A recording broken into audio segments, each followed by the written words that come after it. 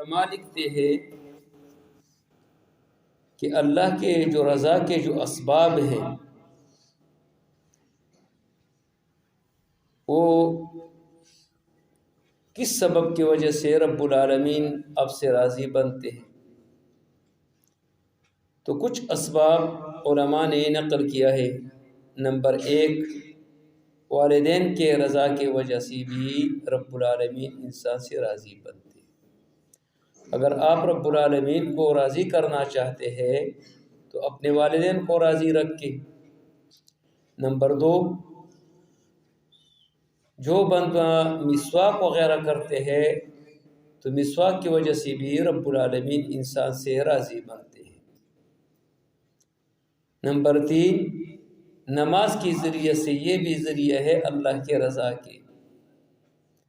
Number 4، زکوٰۃ، یہ بھی اللہ کے رضا کے ایک سبب ہے۔ نمبر 5، یتیم کے سر پر ہاتھ رکھنے کی وجہ سے بھی اللہ انسان سے راضی بنتے ہیں۔ نمبر 6، اللہ کے مخلوق کے ساتھ محبت کرنا اور اس پر رحم کرنا، یہ بھی اللہ کے رحم اور رضا کا ایک سبب ہے۔ نمبر 7، اخلاص بالعبادت کی وجہ سے جو بندہ اخلاص کر لیتے عبادت میں تو یہ بھی اللہ کے رضا کے سبب ہے۔ نمبر 8، روزہ بھی اللہ کے رضا کا ایک سبب ہے۔ نمبر 9، ذکر و اذکار، یہ بھی اللہ کے رضا کے اسباب میں سے ایک سبب ہے۔ اور نمبر 10، تفقہ فی الدین، علم سیکھنا اور سکھانا، یعنی خود بھی حاصل کرنا، کسی اور کو سمجھانا، یہ بھی اللہ کے رضا کے اسباب میں سے ایک سبب ہے۔ تو ابراہیم علیہ السلام وہ چلے گئے اور اسماعیل علیہ السلام نے دوسری شادی کر لی۔ میں نے بتایا تھا کہ ابراہیم علیہ السلام کے فلسطین سے مکے کی طرف اس نے 4 مرتبہ سفر کیا۔ دوسری مرتبہ جب وہ آیا تو پھر پوچھا کہ اسماعیل علیہ السلام کے گھر کہاں ہے، تو وہ معلوم کر کے، لیکن اس وقت بھی اسماعیل علیہ السلام گھر میں موجود نہیں تھے۔ وہ گھر میں داخل ہو کر کے اور اپنے بہو سے پوچھا کہ آپ کے شوہر کہاں ہیں، تو اس نے کہا کہ وہ تو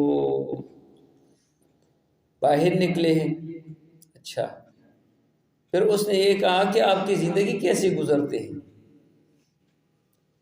یعنی جو دوسرا شادی اسماعیل علیہ السلام نے کی تھی تو اسی بیوی سے بھی اس نے ابراہیم علیہ السلام نے سوال کیا کہ آپ کی زندگی کیسے گزر جاتی ہے، تو اس نے کہا الحمدللہ۔ تو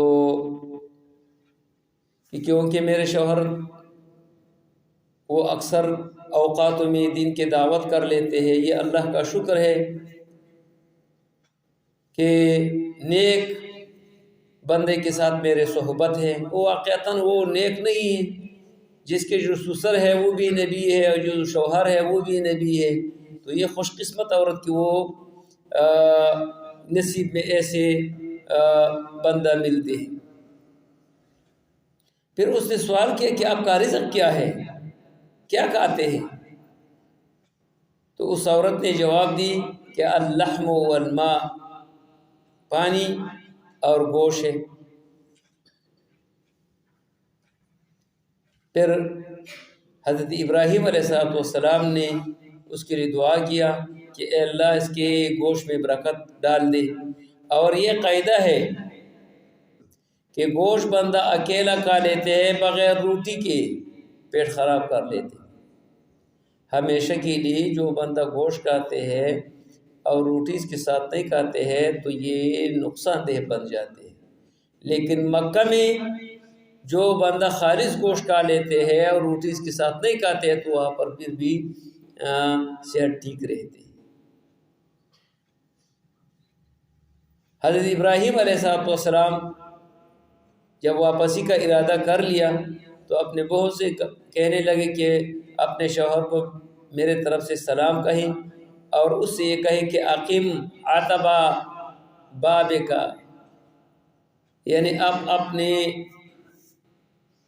جو دروازے کے چوکاٹ ہے وہ باقی رکھ کے، لہٰذا اب اپنے چوکاٹ کو باقی رکھے۔ اسماعیل علیہ السلام کچھ دیر بعد گھر آئے اور گھر کے سامنے کچھ پاؤں کے آثار تھے، تو اپنی بیوی سے کہنے لگے کوئی بندہ تو آیا نہیں؟ تو اس نے ہاں ایک آئے تھے۔ یعنی یہ بات یاد رکھ کے پیغمبر جتنے بھی بڑے سے بڑے ہو، عالم الغیب اللہ ہی کی ذات ہے، اللہ کے علاوہ کوئی عالم الغیب نہیں ہے۔ اس کو یہ پتہ نہیں تھا کہ کون آیا، یعنی پہلے مرتبہ بھی اپنی بیوی سے سوال کی اور اسی مرتبہ بھی اسماعیل علیہ السلام نے اپنی بیوی سے سوال کی کہ کوئی گھر تو آیا نہیں؟ تو اس نے کہا ہاں وہ آئے تھے۔ اس نے کہا کہ کیا کہا؟ تو اس نے یہ کہا تھا کہ بیوی نے کہنے لگی کہ وہ بابا نے یہ مجھے یہ کہا کہ اب اپنے شوہر کو سلام کہیں، اور وہ پورا کا پورا واقعہ بھی سنایا، اور پھر آخر میں مجھے یہ کہا کہ اب اپنے دروازے کی چوکاٹ رکھیں۔ تو اسماعیل علیہ السلام نے فرمانے لگے کہ یہ جو سلام دینے والا یہ میرے باپ تھے، اور جو مجھے اس نے کہا کہ اب اپنے دروازے کی چوکاٹ باقی رکھی ہے، آپ کے بارے میں ہے کہ اب اپنے بیوی اپنے پاس یعنی باقی زندگی گزارنے دیں۔ پھر تیسرے مرتبہ حضرت ابراہیم علیہ السلام یہ مکے کا سفر کیا، جو اتفاق سے اس وقت اسماعیل علیہ السلام گھر میں موجود تھے۔ تو ابراہیم علیہ السلام کے ساتھ جب ملے تو تاریخ کی کتابیں لکھتے ہیں کہ ایسی ملاقات ہوا جس طرح بیٹا باپ کے ساتھ جو یا کئی زمانے بعد ملتے ہیں، تو ظاہر ہے کہ کئی زمانے بعد ملنے کی وجہ سے انسان کی آنکھوں سے آنسو بہتے ہیں۔ علامہ ابن قیم رحمہ اللہ لکھتے ہیں کہ آنسو کے جو اسباب ہیں وہ 10 اسباب ہیں۔ ایک بندہ جو بہت زیادہ خوش ہوتا ہے تو اس کی وجہ سے بھی آنکھوں سے آنسو بہتے ہیں، تو یعنی بیٹے اور باپ کے دونوں کے آنکھوں سے آنسو بہنے لگے۔ اور پھر وہاں پر ایک درخت ہے، اس درخت کے نیچے بیٹا اور باپ وہ بیٹھے ہوئے تھے، آپس میں گپ شپ لگا رہے تھے۔ تو ابراہیم علیہ السلام نے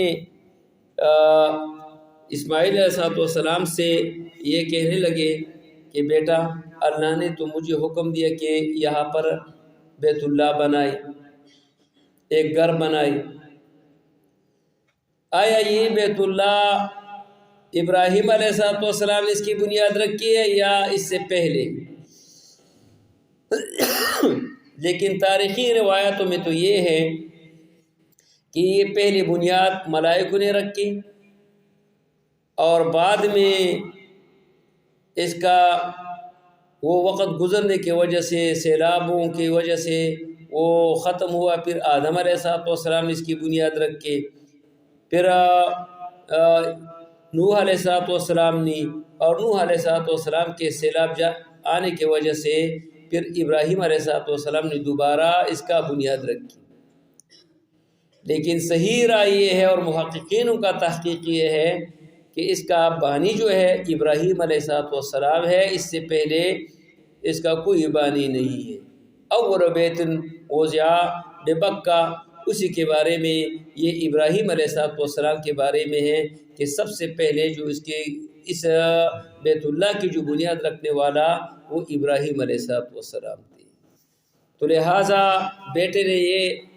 بیٹے سے جب اس نے مشورہ طلب کیا کہ بیٹا میں تو یہاں پر ایک بیت اللہ بنانا چاہتا ہوں، تو اسماعیل علیہ السلام نے فرمایا اطیع ربک، اپنے پروردگار کے اطاعت کر اور بنائی۔